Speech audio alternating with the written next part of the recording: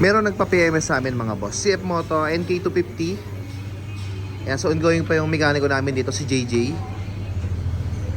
Ayan, so bali nag-avail to mga boss ng PMS 1 package. At sinimulan na nung mekaniko namin sa paglilinis ng preno dito sa harap.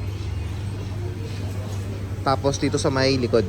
Yan, dahil kasama yan mga boss sa PMS na inabil ng customer namin. At hindi lang yun, maging yung pinakakadena nito, bali kasama na rin yun, lilinisan na rin dito sa yung sprocket sa likod, pati yun dito sa harap, yung maliit, at saka yung pinakakadena. So lilinisan niya mga boss. At yung pinaka engine oil nito, bali papalitan na rin ng bago. Yan, pati yung oil filter.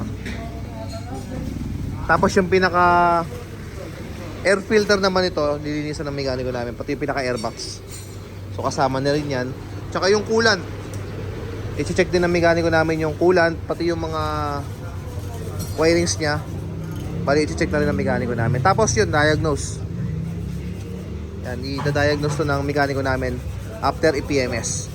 Syempre kasama na dyan yung pinaka engine bay cleaning and also body wash cleaning. So bali yun yung inabil ng customer namin para dito sa kanyang CF Moto NK250 PMS 1 package. Kaya sa mga naka big bike po dyan ng mga boss, backbone na gusto pong magpa PMS dito sa shop, nag-accommodate na po kami yan dito sa Top Speed Tech Baco, Imus. Ayan. So yung mga katanungan kayo mga boss about sa PMS namin sa big bike and backbone, mag-PM lamang po kayo sa aming Facebook page, Top Speed Tech Imus. At hindi lang kami available ng PMS mga boss, maging sa remap, ayan, pwede na po kayo mag-remap dito sa Top Speed Tech.